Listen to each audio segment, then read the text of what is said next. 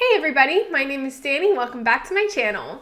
Today we're going to be looking at r/Trueoffmychest. I'm going to leave my house and sue my parents for violating child labor laws, and I'm proud to be making a scene out of it. Oh my god, here we go. I've been filming for 10 years? 13 years? All for YouTube. My parents pay me a salary and signed me up for a child acting license because they want to avoid getting sued. But they've never actually followed the rules of child acting labor. Many of the videos involved stunts and tricks that were dangerous or resulted in injury, which was never shared on the channel. So I'm gonna sue them. Of course, that's not the only horrible thing they've done, so I'm gonna expose them so much it makes them never able to get a job again. They're already old and rich AF because they stole all the money I made, so I'm gonna make sure I can get as much of that money back, and I'm gonna make their life a living hell. I hope people shame them. I hope people use them as examples. I hope they feel scared. Because they should be. They deserve it. After all the years of work they made me put in, making me into a brand and forcing me to mask my autistic traits, they deserve all that's coming to them.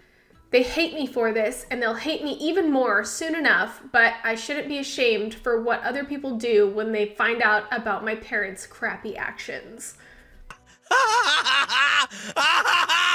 I'm going to move out soon, whatever it takes. I'm going to call who I need to call and argue with who I need to argue with. There's still time for me. I can still get what little of my childhood is still left back. I can be free. Good for you, OP.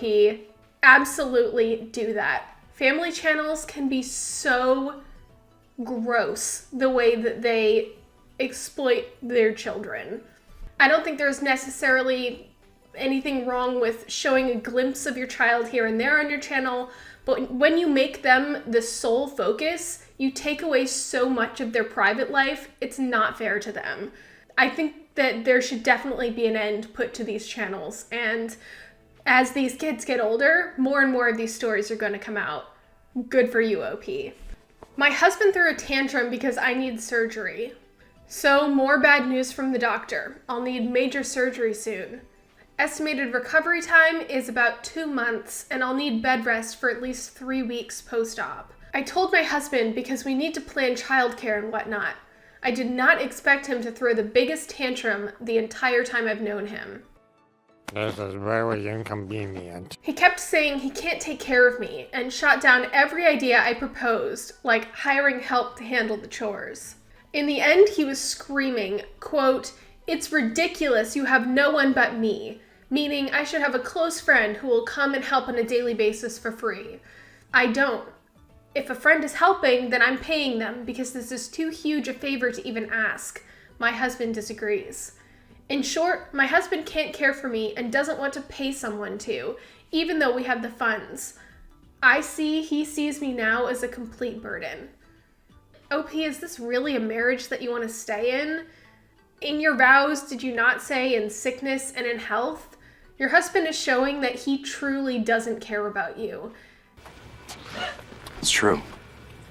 Honestly, it sounds like your life would be easier if he was just out of it right now. It's not like he's about to help you, and he's hindering you in being able to get the help that you need. So if you cut him off completely, you could pay for childcare support, or you could pay to have someone help you around the house. And for whatever reason, he's not allowing this. It sounds like very controlling behavior, and I really hope you see this for what it is. One of my husband's friends made me uncomfortable at our wedding, but it's my own fault. My husband is 27 and I'm a 30-year-old female, and last weekend we got married. It was a great wedding, and I had a great time leading up to it.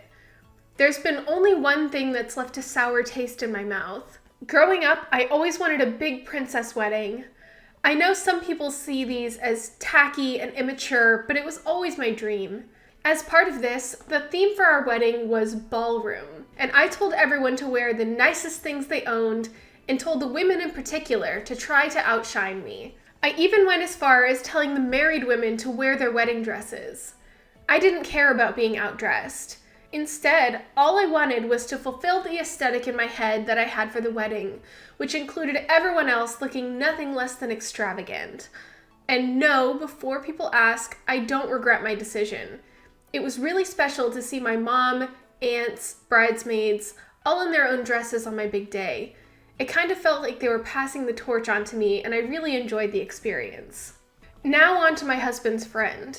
My husband has this friend I'll call Kate, who's 27. Kate is my husband's childhood friend and first love. My husband comes from a small town, and the majority of his friends he's known since adolescence.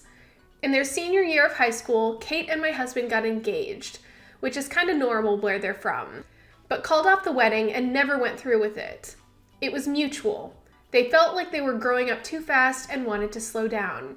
Calling off the wedding was the end of their relationship, but they stayed friends. I knew this information prior to getting with my husband and never had a problem or felt jealous because I'm friends with a few exes myself. In fact, 2 of them were invited to our wedding. One was my bridesmaid, I'm bisexual, and the other was invited as a guest along with his current girlfriend. I've never had a problem with Kate being my husband's ex, but I have had a problem with Kate as a person, as she's kind of petty and gossips like she's still in high school. A few examples of this are just a month into our relationship, she confessed to my husband that she still had some lingering feelings, to which he responded they already tried that and it didn't work, and if she brought it up again, he would cut her off out of respect for me. Yeah, that's how you do it. I wasn't that mad at the time because I understood that they had a long history and my relationship with him was just starting out, and she owed it to herself to see if there was anything still there before it was too late. However, after she was turned down, her attitude towards me changed to fake nice, and she started calling me things like cougar, or asking me how I expected to make a relationship work, as I want to be an anesthesiologist, which would require long hours, or telling my husband's whole friend group how she doesn't like my loud personality. And when I confronted her about all of those things, she would say, "Oh, it was just a joke," or "You're so loud, I felt like you would just go off." There's more crap, but if I typed it all, I would never get to the point. Kate has her own husband, I'll call Gerald. Kate and Gerald both make an average income, as they're both teachers. Kate teaches kindergarten and Gerald teaches seniors. They got married last year. On a teacher's salary, Kate wasn't able to afford the most luxurious wedding dress out there, but I always had the impression she was happy with it. Kate does have another wedding dress from when she was going to marry my husband that her dad paid for, who has unfortunately passed now, which in terms of fanciness is a bit nicer, but obviously she didn't wear that dress to her own wedding. I was expecting Kate to wear the wedding dress she wore to her own wedding at our wedding, but when I looked and saw her, she had the wedding dress she was supposed to wear when she was getting married to my husband. When I saw her, I immediately went, WTF, but I decided to just drop it because I didn't want a conflict on our wedding day. My husband, however, was also confused on why she wore that one and asked her about it without me even having to tell him I was uncomfortable. She responded with, "Well, your wife wanted a big princess wedding. I thought I'd wear this one because it follows the theme more. Don't tell me she's upset about it. She's the one who said come in the nicest clothes you have, and this is my nicest dress." I feel like I'm not allowed to be upset even though I am, and I know this is my fault, but the whole thing has really left a bad taste in my mouth. I would have never been okay with her wearing that one if I knew she was going to, and I feel like she should have asked. I keep telling myself it's not that big of a deal, and during the daytime when I'm distracted, I don't even think about it. But I've always been a night owl, and it makes me feel crappy every time I think about it before I fall asleep. So now here I am complaining on Reddit like a loser. I feel pathetic. OP, you are not the pathetic one in this situation.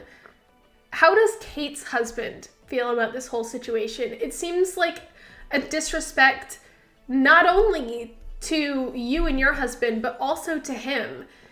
The reason that she didn't wear that dress at her own wedding was because it obviously has sentimental value because it was intended for her and your husband's wedding.